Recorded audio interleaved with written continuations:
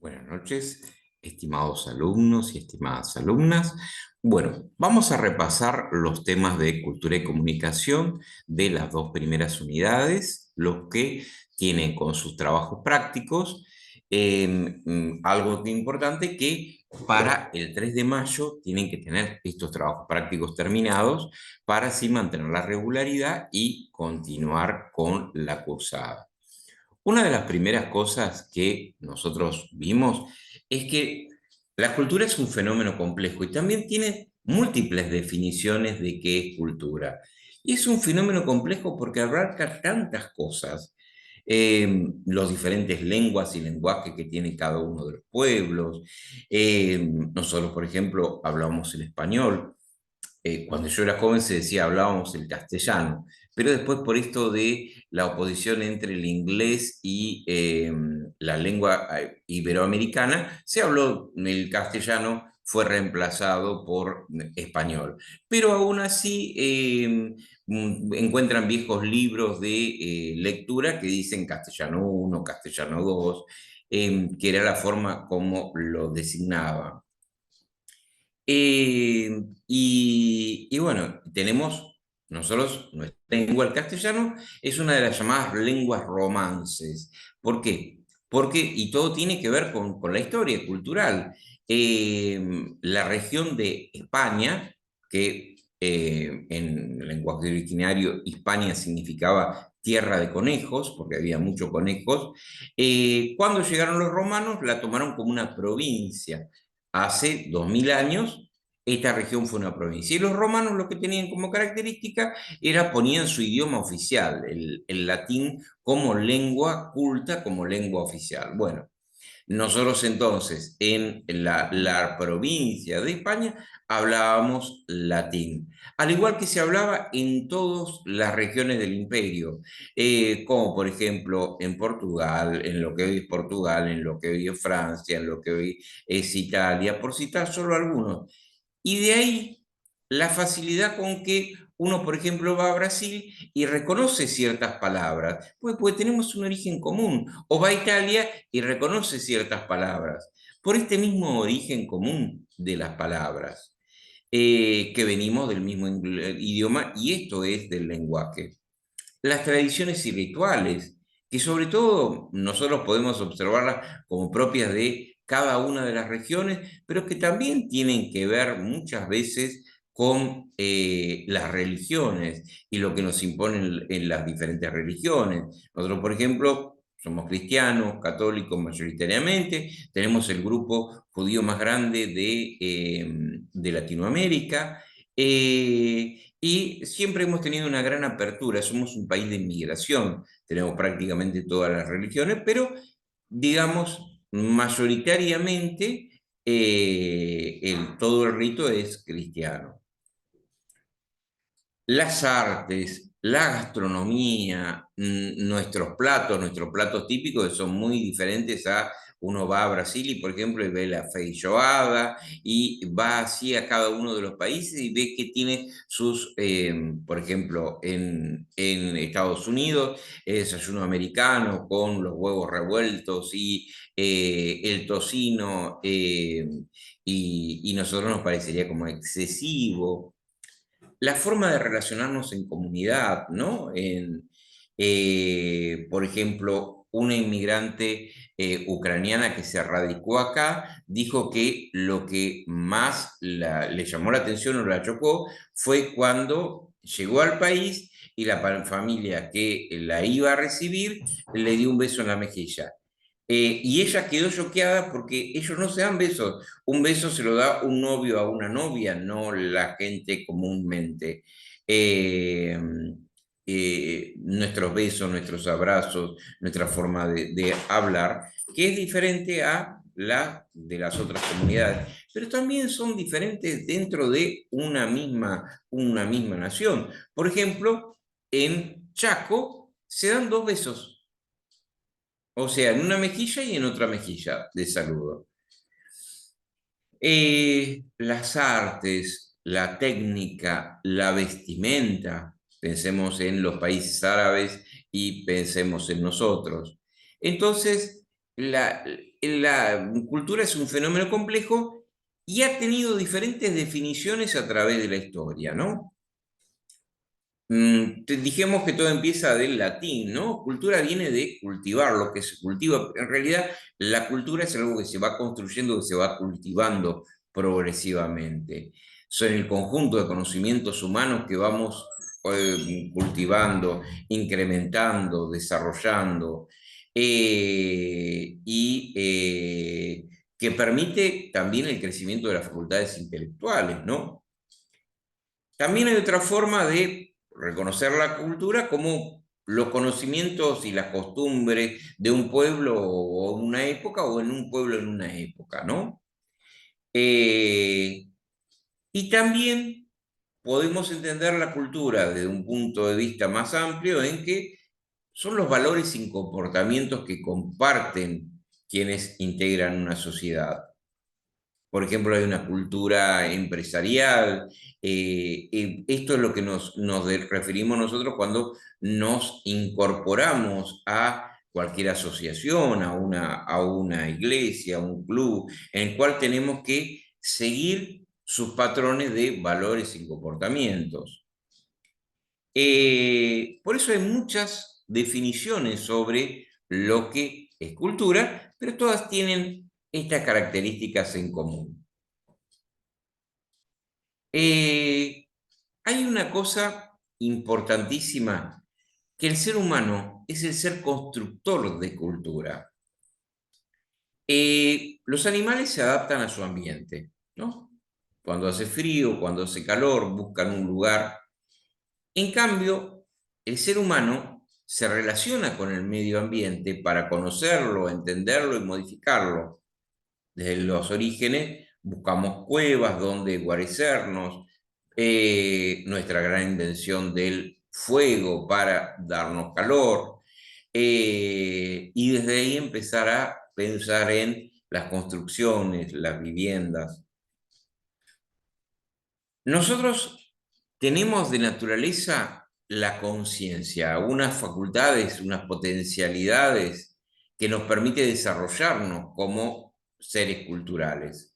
Los animales no llegan a ese nivel de conciencia. Nosotros podemos expresarnos a través de un lenguaje para la comunicación. O sea, a través de un conjunto de palabras, de íconos, de símbolos, podemos representar lo que pensamos y nos comunicamos. Los animales carecen de esto, tienen a lo sumo comunicaciones mucho más simples con algunos signos. Por ejemplo, se estudia así en las abejas o en algunos insectos, o, por ejemplo en el lobo, algunos, pero son sistemas bastante primitivos de transmisión de comunicación. Y nosotros, como seres culturales, eh, somos seres para vivir en sociedad. Había un filósofo que decía, un ser aislado puede ser un dios o un animal, pero no sería un hombre. Un hombre requiere de participar con otro, ¿no? Y la cultura, nosotros decimos, es un proceso dinámico. ¿Por qué? Porque permanentemente interactuamos con el medio, permanentemente interactuamos con elementos que nos permiten a nosotros ir variando, vamos intercambiando. Empezamos a aprender ¿de dónde? Desde nuestra familia, nuestra madre, nuestro padre, son los primeros que nos van transmitiendo, nos van comunicando esa cultura, y a partir de esa cultura nosotros vamos a aprender a cómo ser y existir en una sociedad determinada, en un momento determinado. Por eso hay una cosa que los primeros conceptos que debemos manejar es enculturación y endoculturación, ¿no? La endoculturación es la que ocurre en los primeros años de vida. Los maestros, los adultos, padres, maestros, familiares, vecinos, transmiten a la cultura a los niños para que ellos vayan construyendo su primera visión del mundo. Desde la mamá que empieza a decirle que la primera palabra, mamá, la más simple de pronunciar, y eso aparece en casi todos los idiomas, ya va generando una posición en el mundo. Hay una madre de la cual dependo y a partir de ahí empieza a organizarse la familia y a partir de ahí empieza a formarse la sociedad y a partir de ahí empieza una palabra con la cual me relaciono. Muchas de las que quizás me están escuchando y que tienen varios hijos dicen, bueno, a veces podrían olvidarse de decir mamá, mamá, mamá, mamá, mamá, mamá, pues a veces hay periodos en que los niños parece que la única palabra es llamar a mamá para que mamá lo resuelva. Pero entonces, en esta endoculturación, los primeros años de vida, se va conformando la primera visión del mundo. Y después se produce la enculturación, ¿no? Cuando nosotros asimilamos, compartimos, modificamos las tradiciones culturales elaboradas por generaciones anteriores. Cuando entramos a leer la literatura de siglos anteriores, cuando empezamos a pensar, cuando empezamos a escribir, cuando empezamos a pensar hacia el futuro, cuando empezamos a transformar, cuando empezamos a estar de acuerdo o no de acuerdo con algunos aspectos. Después hay dos conceptos que tenemos que diferenciar de la cultura: la subcultura y la contracultura. ¿Qué es una subcultura? Bueno, dentro de una sociedad hay personas que tuvieron diferente instrucción o educación, pues por ejemplo, pertenecen a distintas religiones, provienen de diferente inmigración, y hay diferencias étnicas, profesionales, ideológicas, y cada subcultura tiene sus propias normas, que no responde específicamente a la cultura principal. Pensemos, por ejemplo, nosotros hemos tenido mucha inmigración asiática, ¿no? Entonces, de repente pensemos en los chinos o los coreanos con ese hábito continuo de trabajar, los vemos trabajando en sus supermercados, sábados, domingos, feriados, los niños trabajando desde chicos, porque es parte de su cultura ese esfuerzo solidario en la familia desde el comienzo. Pero también lo vemos en las diferentes religiones con sus diferentes culturas. Eh, por ejemplo, el islamismo, en el que en aquellos, en algunas de las regiones, las mujeres utilizan velo y chador que van cubiertas, en la misma vestimenta de ciertas ramas del judaísmo, que las mujeres utilizan peluca para cubrir su propio cabello. O sea, hay diferencias, hay diferentes subculturas que dependen de origen étnicos, origen religiosos, tradiciones locales. Y después está una cosa que se llama contracultura o cultura alternativa, eh, que son grupos que se oponen a las normas, valores y principios establecidos y reconocidos por la mayoría. Yo, por ejemplo, soy un sexagenario, pero cuando tenía 20 años estaban los grupos de los punk, pelos largos, que con jabón y plasticola se pintaban de puntas de colores, y tenía la expresión no future por el sentido de que esta sociedad de consumo y eso no tenía futuro, no tenía sentido. También podemos pensar de repente en los hippies, el amor libre y no una cultura capitalista, sino el disfrutar de la naturaleza, la belleza, el amor. Eh, Son contraculturas. Hoy hay muchísimas contraculturas jóvenes, ustedes que son mucho más jóvenes podrán identificar diferentes contraculturas que tienen sus propias pautas de comportamiento.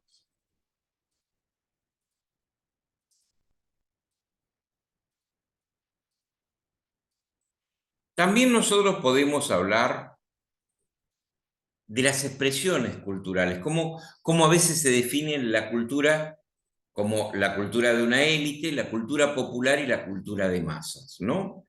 La cultura de élite es la que es para un conjunto de personas sobresalientes y distinguidas, o sea, un pequeño grupo que está en una situación de privilegio político, religioso, educativo. Básicamente es la cultura de los grupos dominantes. Básicamente, por ejemplo, podemos ver a alguien que tiene un abono en el Colón, ¿no? Una cosa es ir al teatro, otra cosa es tener un abono en el Colón, o pertenecer al Jockey Club, o pertenecer, disfrutar de ciertas cosas que no todos nosotros podemos diferenciar los tipos de ópera o de repente las diferentes escuelas. De pintura. No todos nosotros vamos extasiados a un museo de arte moderno. Después está lo que se llama la cultura popular, ¿no? Que básicamente sería la cultura colectiva, la más generalizada, ¿no? Que siempre se hace una contraposición con la cultura de élite, que es la cultura de la mayoría de la gente, lo que la mayoría en sí disfruta. Si bien algunos lo mencionan como baja cultura, ¿no? Son un conjunto general de sentimientos, costumbres, ritos, que pueden ser, por ejemplo, dentro de la cultura popular, aparte del folclore o el tango, o ir a la cancha los domingos, o hacer un asado el domingo, o comer pasta los domingos, diferentes formas culturales que tenemos y que son de arraigo, son prácticas colectivas, ¿no? Y después hay una definición que se diferencia un poco de la cultura popular, que es la cultura de masas. La cultura de masas, que sobre todo empieza a desarrollarse a partir de la intervención de los medios de comunicación, el mercado, lo que hace es brinda todos estos elementos culturales, los reproduce, para un público masivo. De esa forma se genera una cultura uniforme en la sociedad y la industria contribuye a poner estos elementos como los que no todos nosotros valoramos, eh, y los medios de comunicación son esenciales para esta cultura de masas. Esta cultura de masas donde nos dicen, bueno, lo importante es tener un auto, tener una casa, que nuestra familia tal cosa. O sea, pero ya vendiéndonos el auto, vendiéndonos la casa, la cultura de masas trata de condicionarnos a que somos exitosos si hacemos determinadas conductas y que todos tengamos que hacer las mismas conductas, ¿no? O sea, por eso tiene una creación bastante relacionada con el mercado. Después, otro punto muy importante, aparte de nuestra cultura, son nuestras identidades, ¿no? Eh, Porque la identidad cultural, al ser un proceso de construcción social, eh, va a haber varias identidades, porque cada clase social tiene sus valores, sus principios, lo mismo la pertenencia religiosa, la identidad nacional, y estos van variando en el tiempo. Los valores no son siempre los mismos. Eh, de repente, si nosotros pensamos en una maestra de hace 100 años, la maestra de hace 100 años debía ser soltera y no frecuentar trato con hombres, ni debía fumar. Eh, elementos que hoy en día nos parecerían, pero era así lo que se veía de la sociedad o lo que se debía hacer. Recuerden ustedes que hace un siglo, eh, algo que se le permitía a la mujer, y pueden ver la foto de los bañadores en Mar del Plata de principios del 1900, se les permitía mostrar los tobillos, porque iban como una especie de calzas, todo cubierto y además con una especie de pollerita. Pueden ver las fotos y entonces ver lo que se consideraba que era para una mujer decente, ¿no? Porque lo otro ya no conformaba eso. Fueran los valores propios de la época, ¿no? Eh, siempre algo que tenemos que ver es que esta identidad hace que nos agrupemos, hace que haya un nosotros con quienes nos identificamos porque tenemos las mismas tradiciones, costumbres y demás, y un otros que nosotros percibimos como extraños porque no tienen nuestras pautas o nuestros valores. Referente a la identidad y la historia, algo que es muy importante es que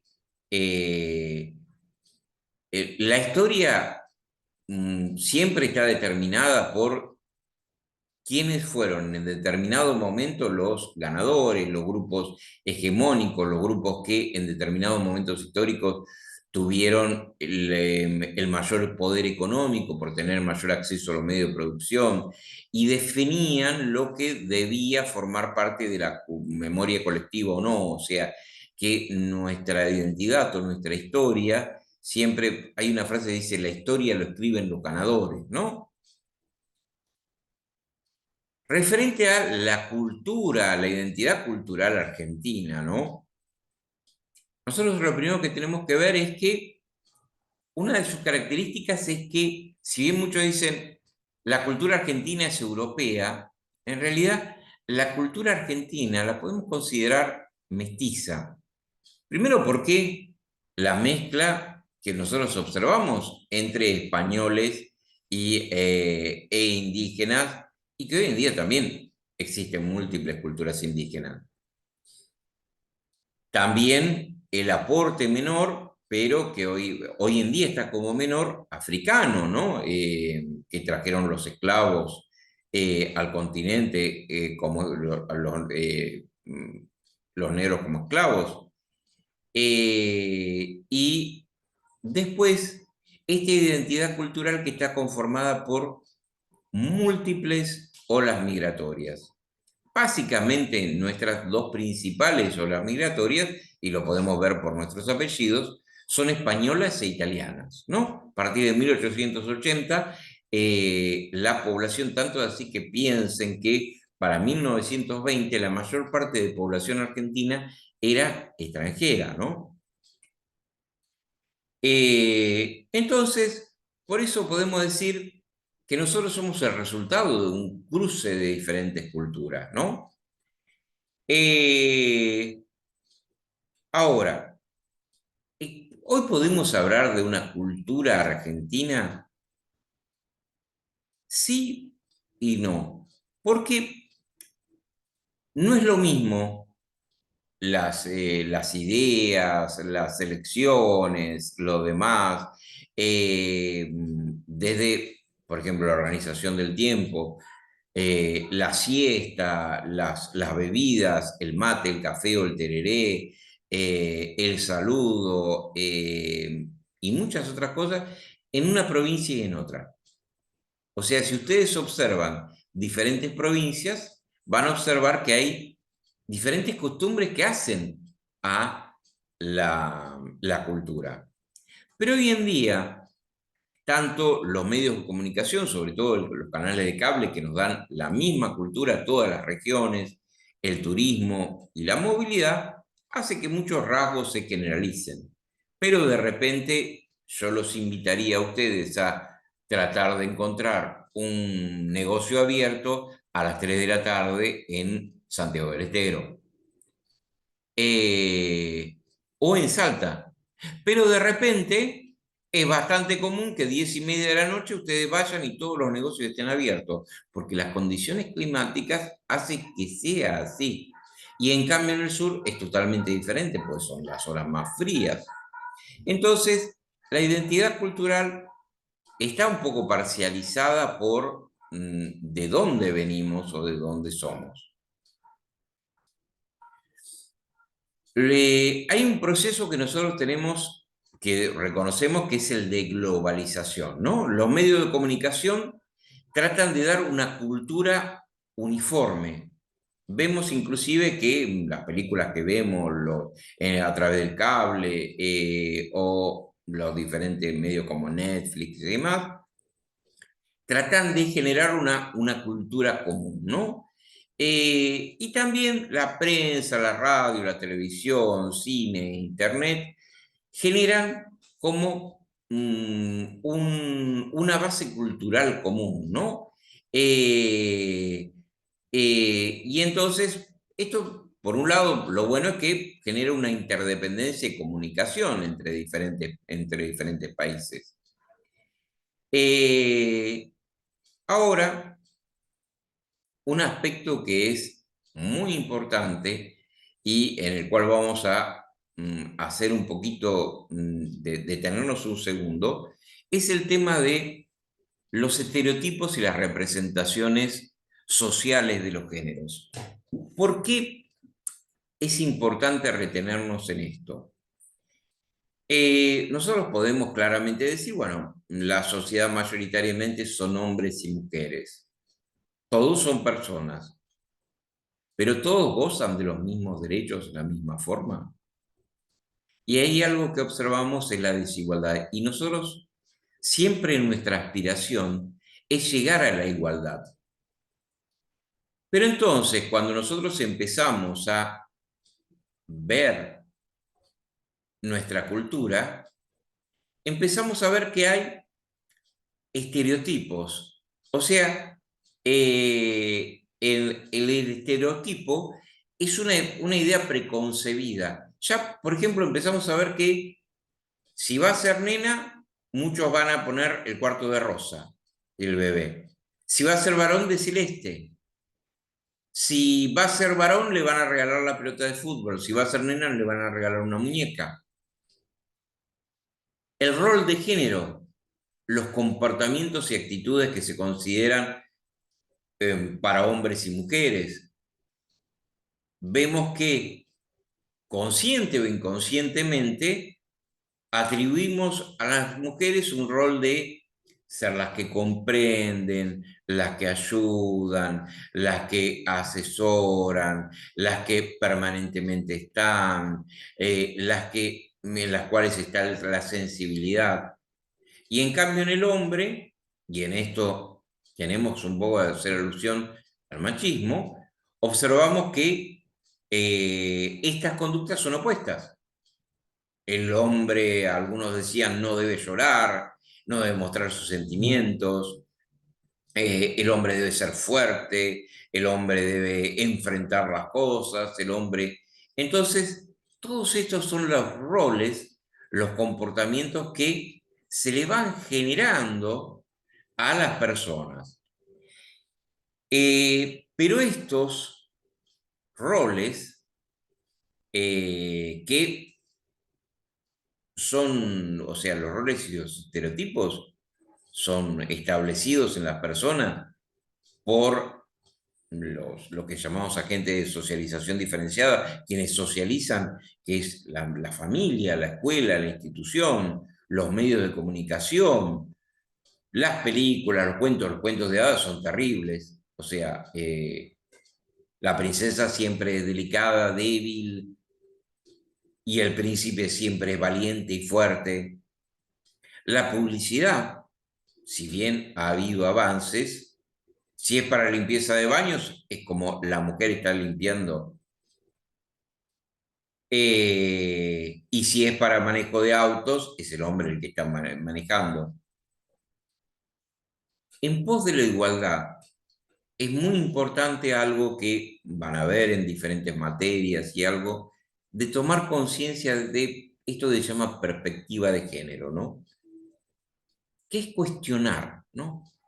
Y pensar en la discriminación real, la desigualdad real que hay en las mujeres. Por ejemplo, se habla del techo de cristal, de que las mujeres no pueden llegar a más de tanto, y si uno ve en las empresas, la mayoría son hombres quienes dirigen.